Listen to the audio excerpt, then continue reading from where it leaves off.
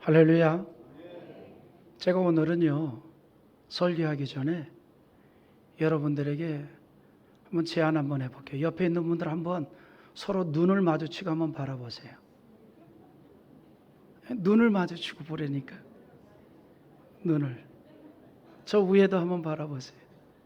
눈을 마주치고 한번 이렇게 한번 받으세요. 부끄러워요?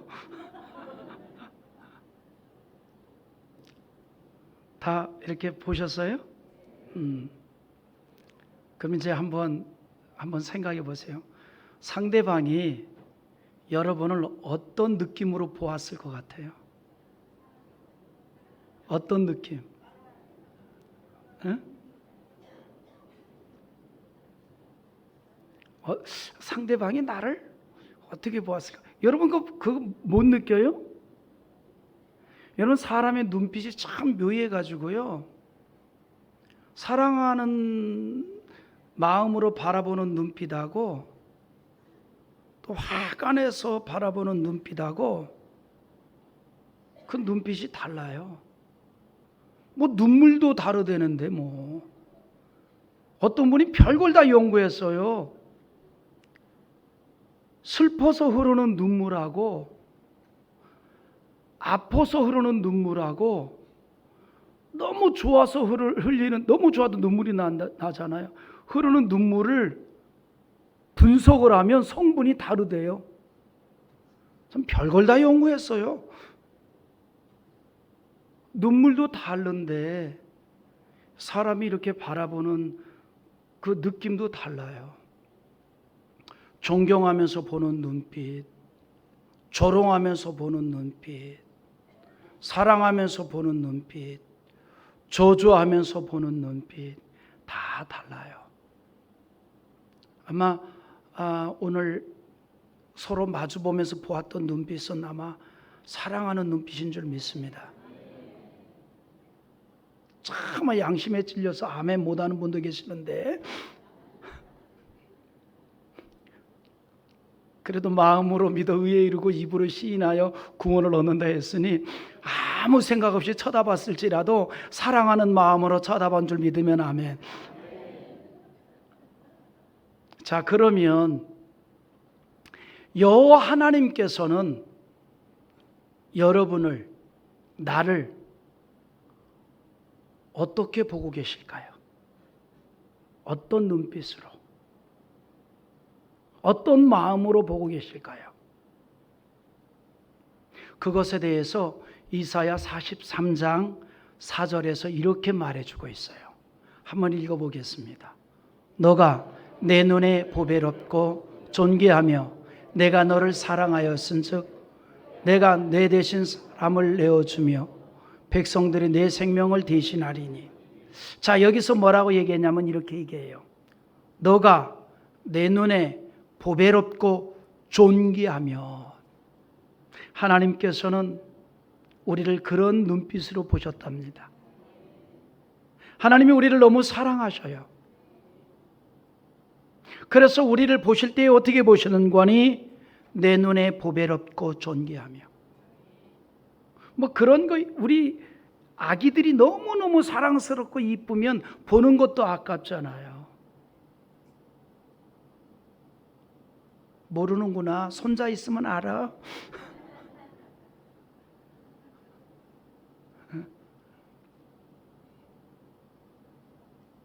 하나님께서 우리를 보배롭고 존귀하게 보신다는 거예요. 우리를 너무너무 사랑하기 때문에, 우리를 너무너무 소중히 여기시기 때문에. 자, 그러면 하나님께서는 왜 우리를 보배롭고 존귀하고 소중하게 보실까요? 왜? 이유가 있습니다. 우리는 하나님의 거룩한 작품이기 때문입니다. 우리는 하나님의 형상대로 지음받았습니다.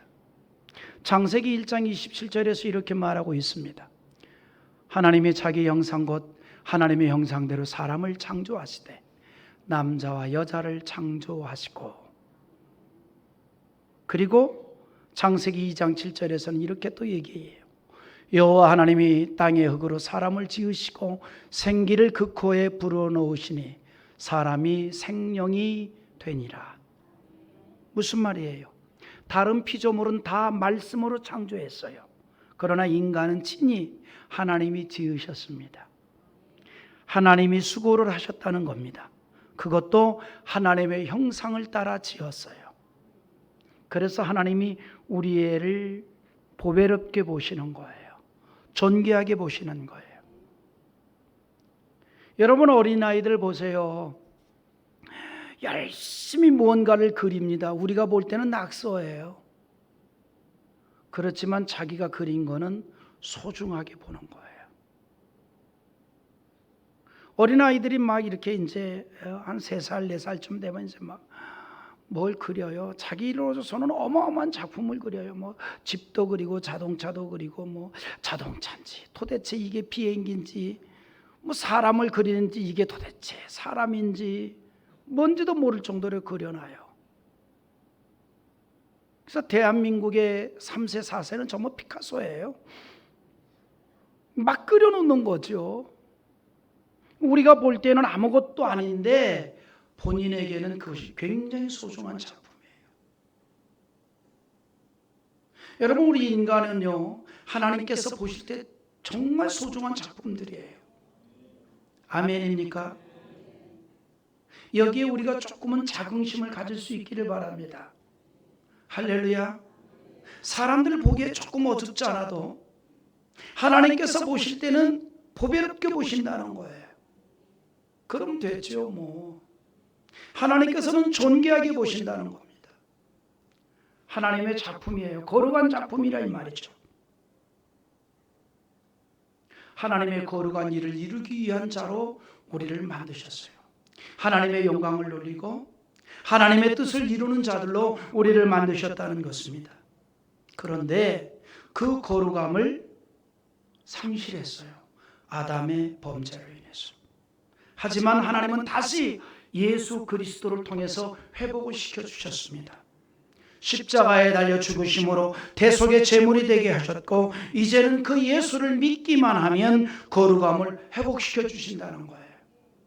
우리는 하나님의 성품을 따라 지음받았습니다. 그래서 예수 그리스도를 믿고 그리스도의 영이 충만하면 그 성품이 회복이 된다는 사실입니다. 하나님의 형상으로 회복이 될 수 있다는 거예요. 간단해요. 예수를 믿기만 하면 됩니다. 예수를 믿기만 하면 사망에서 생명으로, 멸망에서 구원으로, 그리고 거룩한 성품을 회복해 주신다는 겁니다. 그래서 사도행전 16장 31절에 이르되 주 예수를 믿으라. 그리하면 너와 내 집이 구원을 받으리라. 믿으면 아멘 합시다. 그런데 말이죠, 이게 중요해요. 예수를 믿을 수 있는 믿음조차도 하나님의 선물이라는 겁니다. 그게 오늘 본문이 아닙니까? 8절 한번 다시 읽어보겠습니다. 너희는 그 은혜에 의하여 믿음으로 말미암아 구원을 받았으니 이것은 너희에게서 난 것이 아니요 하나님의 선물이라. 할렐루야. 우리가 예수를 믿음으로 모든 게 회복이 돼요. 그런데 그 믿음조차도 하나님이 주신 선물이라는 거예요. 여러분, 그래서요, 예수 믿는 게 참 쉬워요. 반대로 예수 믿는 게 참 어려워요. 내가 믿으려고 해도 주님께서 내게 은혜를 주셔야 믿어지는 거예요. 내가 다시는 예수 안 믿겠다 해도 하나님께서 강권적으로 역사하시면 믿을 수밖에 없는 거예요. 그래서 기독교 교리를 체계화시켰던 칼빈이 한 말이 있습니다. 불가항력적 은혜라는 거예요. 불가항력적 은혜. 하나님께서 은혜를 주시면 우리가 거절을 못한다는 거예요. 그래서 우리가 예수를 믿을 수밖에 없다는 겁니다. 그렇게 예수를 믿으면 쉽다는 거예요. 우리가 믿기만 하면 돼요. 그런데 그 믿음조차도 주께서 주신 은혜입니다. 그러므로 여러분, 우리가 누구보다도 주님을 의지하고 누구보다도 믿음으로 살고 있다면 이미 우리는 주의 은혜 안에 있는 증거임을 믿으시기 바랍니다. 내가 믿음으로 살고 있다면, 내가 신앙으로 살고 있다면 이게 바로 은혜 받은 증거예요. 주의 은혜 안에 있는 증거라 이 말입니다. 할렐루야. 그런데 이렇게 예수를 믿음으로 구원을 받고 영생의 소망을 얻은 그리스도인은 인생의 본질이 달라집니다. 뭐냐면 예수 그리스도 안에서 사는 인생이 된다는 겁니다. 여러분, 신앙으로 산다는 게 뭘까요? 여러분, 신앙으로 산다는 것은요, 다른 게 아닙니다. 내가 예수 안에 산다는 거예요. 내가 예수 안에 산다는 것이 바로 신앙으로 사는 겁니다. 그러므로 에베소서 1장 1절에서 이렇게 얘기합니다. 한번 또 읽어보죠. 하나님의 뜻으로 말미암아 그리스도 예수의 사도된 바울은 에베소에 있는 성도들과 그리스도 예수 안에 있는 신실한 자들에게 편지하노니. 자, 그리스도 예수 안에 있는 신실한 자들이라고 표현합니다. 사도 바울이요, 그의 서신을 기록하면서 서신 서두에서 자주 언급한 말이 있습니다. 그게 뭔지 알아요? 그리스도 예수 안에 있는, 이 말을 자주 언급했어요. 예수 안에 있는 자들을 강조했어요. 뿐만 아니라 신앙을 권면할 때도 주 안에 서라 이렇게 말합니다. 주 안에 서라. In Christ, in Christ, in Christ. 계속해서 그걸 강조해요. 왜 그랬을까? 여러분, 신앙적인 삶이라는 거, 그리스도인의 삶이라는 거, 그건 다른 거 아니에요. 예수 안에서 사는 걸 말하는 거예요. 내가 예수 안에 있다. 그러면 나는 그리스도인이고 예수 안에서 산다. 그러면 나는 신앙적인 삶을 사는 거예요. 때문에 빌립보 교우들에게 권면을 할 때도 그 얘기를 합니다. 빌립보 4장 1절에서 이런 말을 해요. 그러므로 나의 사랑하고 사모하는 형제들, 나의 기쁨이여 면류관인 사랑하는 자들아, 이와 같이 주 안에 서라. 여러분, 이 빌립보서를 받아본 성도들은요, 그리스도인들이에요. 예수 믿는 사람들이에요.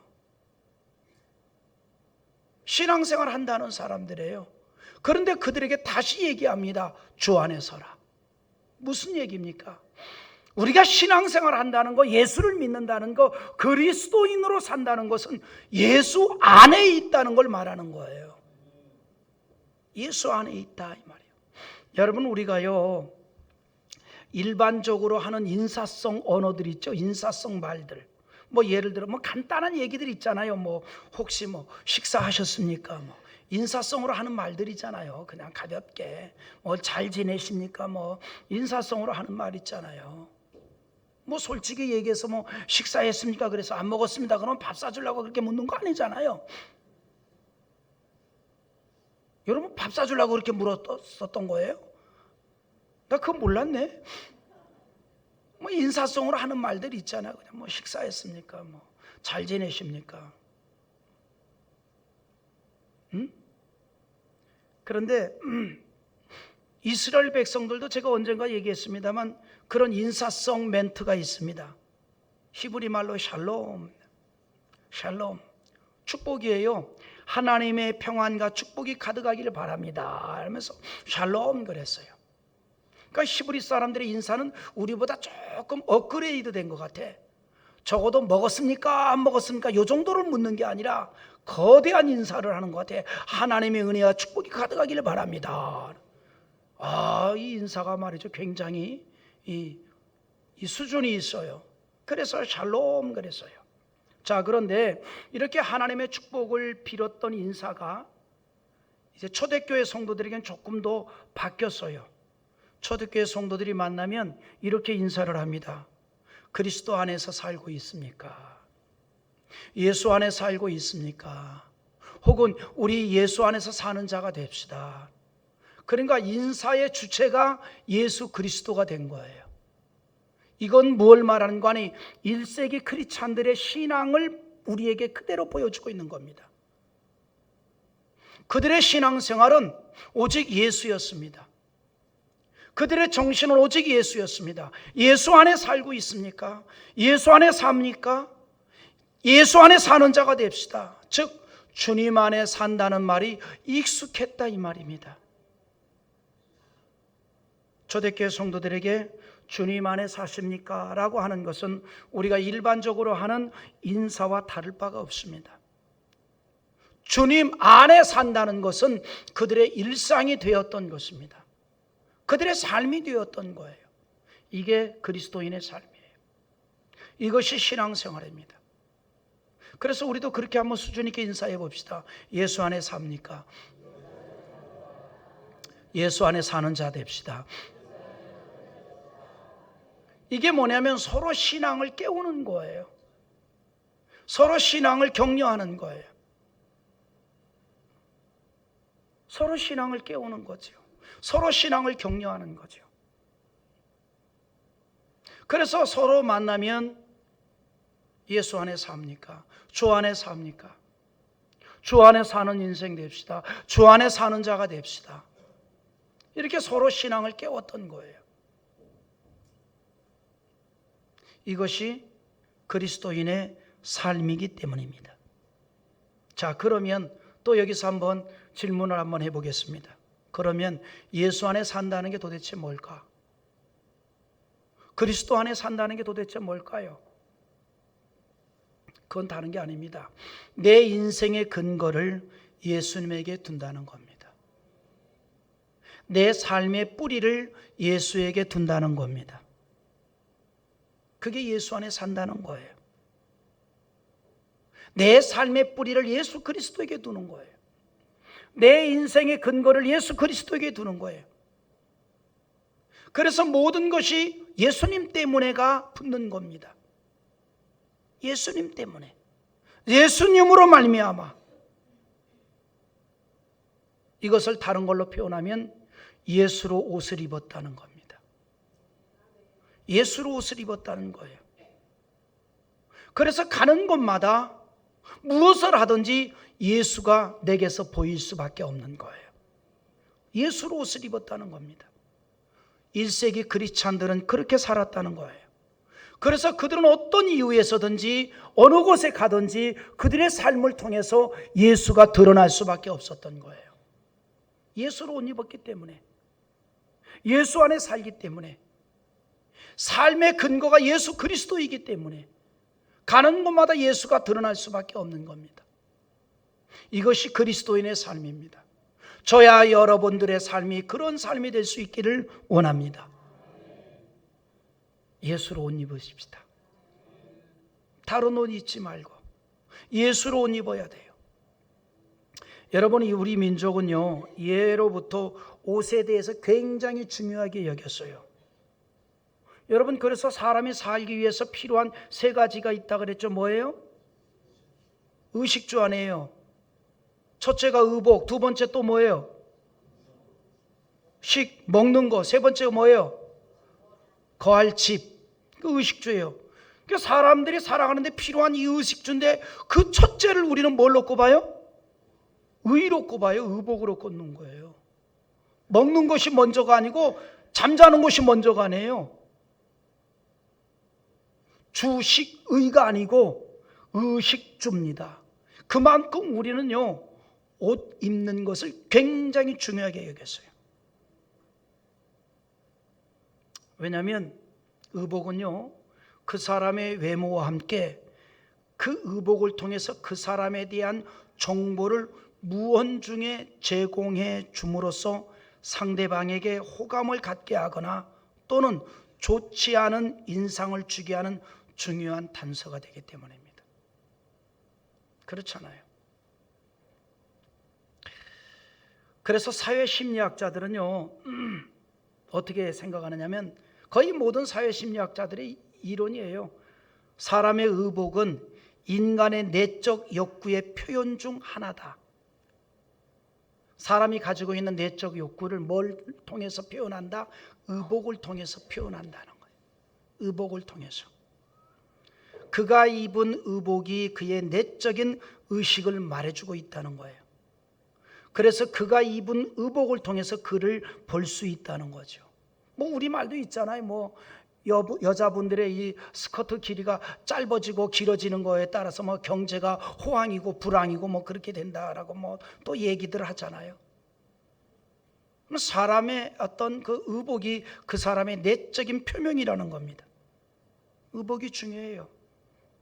제일 처음에 보는 게 그 외모 아닙니까? 사람이 제일 먼저 뭐 성격을 보겠어? 뭐가 있어요? 성격이 지내봐야 아는 거고, 그 사람을 제일 먼저 보는 게 뭐예요? 의복이잖아요. 제일 먼저 그걸 보는 거 아니에요? 사람이 보는 게 있잖아요. 형사들은 제일 먼저 뭘 보는 줄 알아요? 발을 봐요. 구두를 신었나 운동화를 신었나? 이놈이 도둑놈의 발인가 신사의 발인가? 그거부터 봐요. 이게 직업의식이거든요. 그런데 우리 예수 믿는 사람은 예수님으로 옷을 입었어요. 할렐루야. 우리 속에 예수님이 계시기 때문입니다. 그래서 우리 속에 계신 예수님이 우리의 삶을 통해서 표현될 수 있어야 된다 이 말입니다. 우리의 삶을 통해서 예수님이 보여질 수 있어야 된다 이 말입니다. 이것이 바로 주 안에 사는 인생인 줄 믿습니다. 그래서 앞서 말씀드린 대로 사도 바울은 그의 편지들 가운데 모든 것을 말할 때 주 안에서를 강조했고 주 안에서를 전부 결부시켰습니다. 그의 모든 서신은 오직 예수 그리스도입니다. 예수 그리스도와 전부 결부를 시켰어요.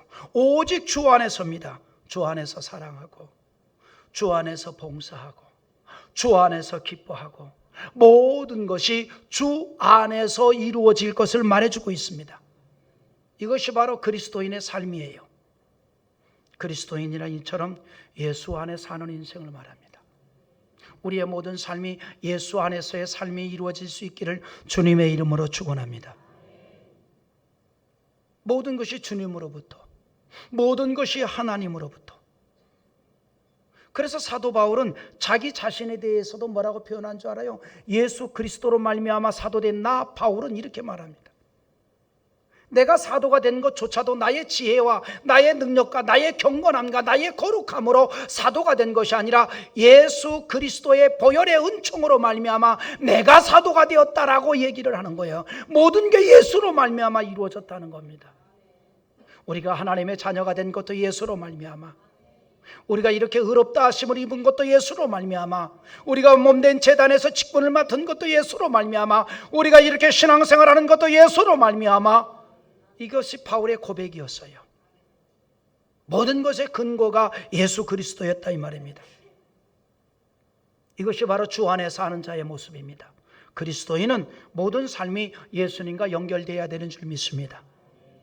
개인이 아닙니다. 예수로 연결되어야 돼요.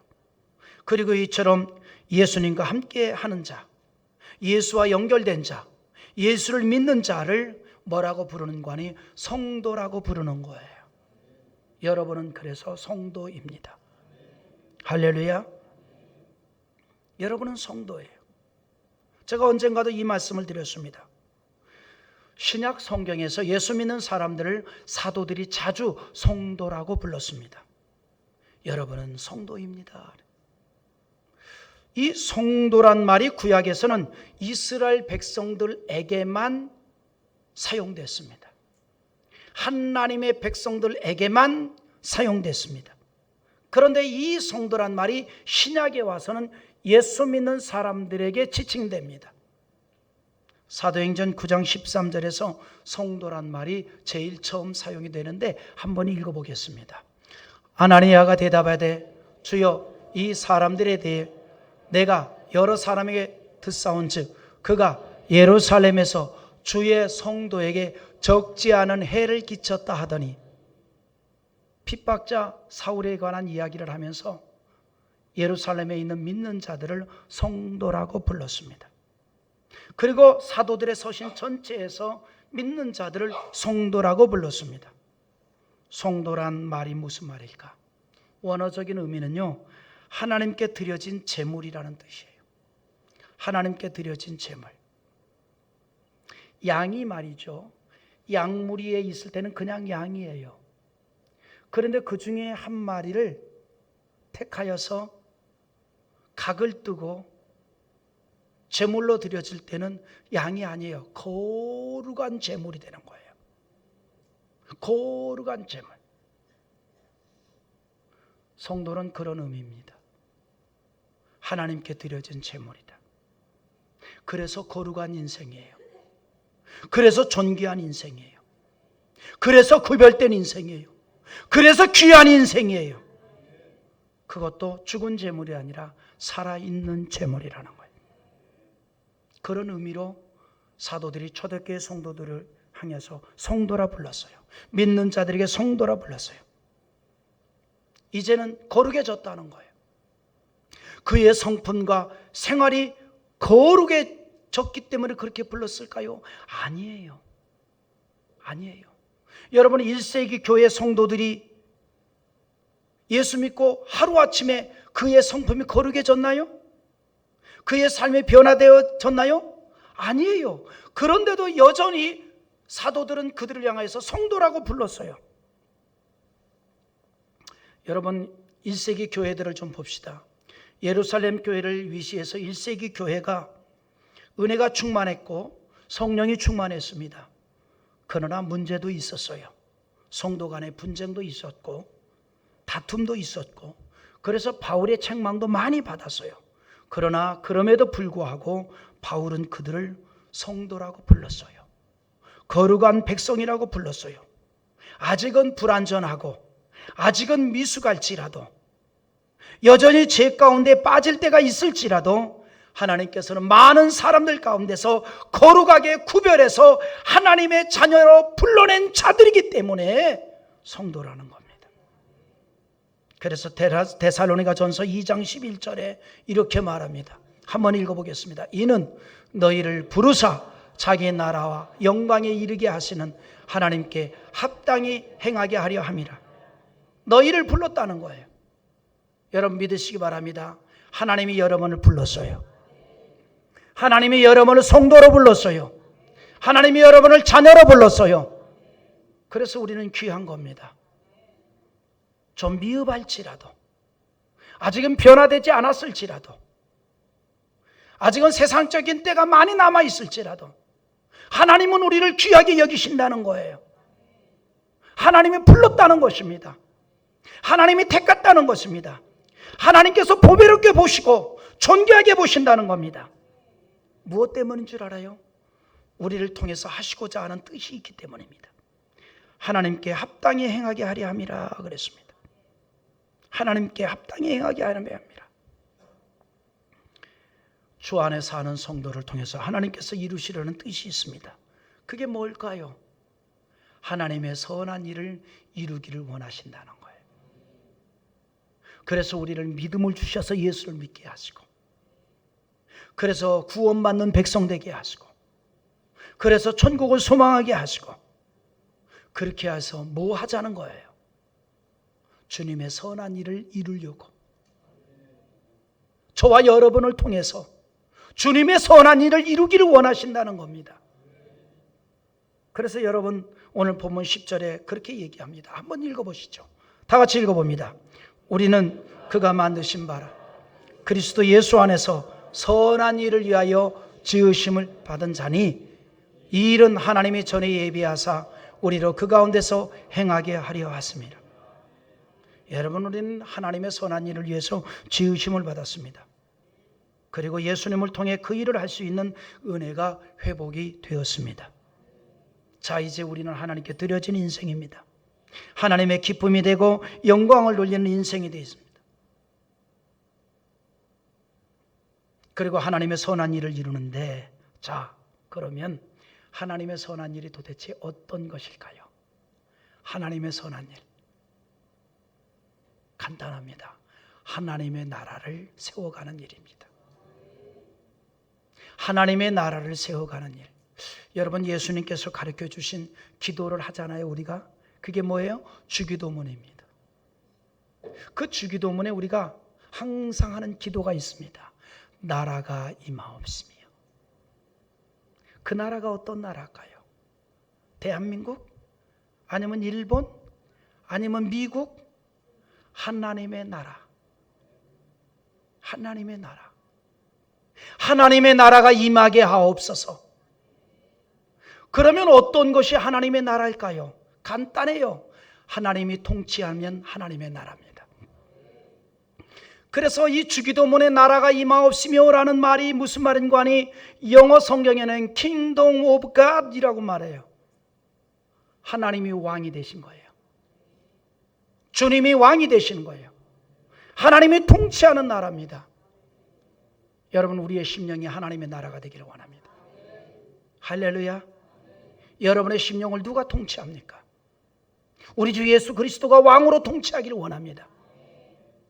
전능하신 하나님이 왕으로 통치하기를 원합니다. 교회가 하나님의 나라입니다. 교회는 주님이 왕으로 통치하는 곳입니다. 주님의 다스림을 받는 것이 교회입니다. 그리고 이 땅이 하나님의 나라가 이루어지기를 원합니다. 하나님의 통치를 받는 나라가 되기를 원합니다. 그래서 육적인 모든 죄악이 물러가고 거룩함이 이 땅에 이루어지기를 원합니다. 이 일을 위해서 하나님이 우리를 불렀다는 겁니다. 어떻게 하면 될까요? 예수가 증거되면 됩니다. 복음이 전해지면 됩니다. 예수가 소개되면 됩니다. 이 일을 위해서 우리는 주 안에 있어야 됩니다. 예수로 옷 입어야 됩니다. 이미 우리는 그런 인생입니다. 그래서 우리는 성도입니다. 그리고 우리를 통해서 하나님의 나라가 세워지기를 원합니다. 이 땅에 하나님의 선한 뜻이 이루어지기를 원합니다. 사도들이 그 일을 이루지 않고 1세기 교우들에게 권면을 했던 거예요. 이제는 우리에게 그 권면을 하고 있습니다. 우리는 믿음의 사람이 되었습니다. 부족하지만 성도입니다. 부족하지만 성도입니다. 거룩한 백성입니다. 하나님은 이런 우리를 통해서 이 땅에 하나님의 나라가 세워지기를 원하는 것입니다. 이것이 바로 주님의 선한 일인 줄 믿습니다. 그렇게 되기 위해서 우리가 어찌해야 될까요? 주 앞에 낮아져야 합니다. 나의 약함이 고백되어져야 합니다.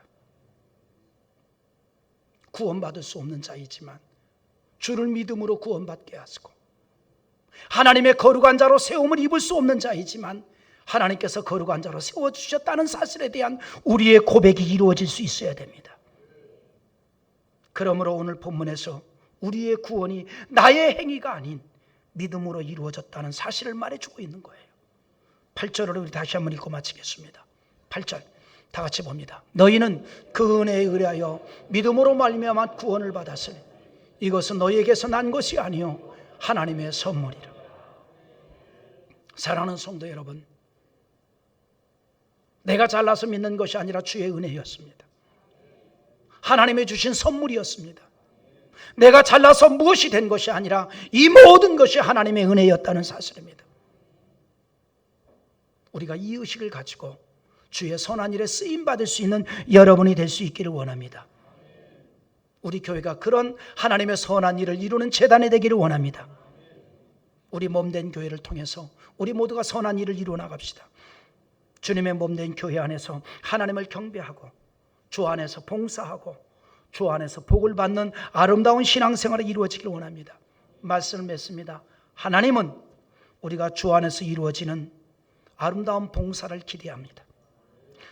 우리를 보배롭게 보시고 존귀하게 여기시는 하나님이 원하시는 것, 우리를 통해서 주의 제단이 세워지고 하나님의 나라가 세워지기를 원하십니다. 이를 위해서 우리는 오늘도 함께 예배드리고 오늘도 봉사하고 오늘도 섬기고 주 안에서 살기를 희망하고 애쓰는 거예요.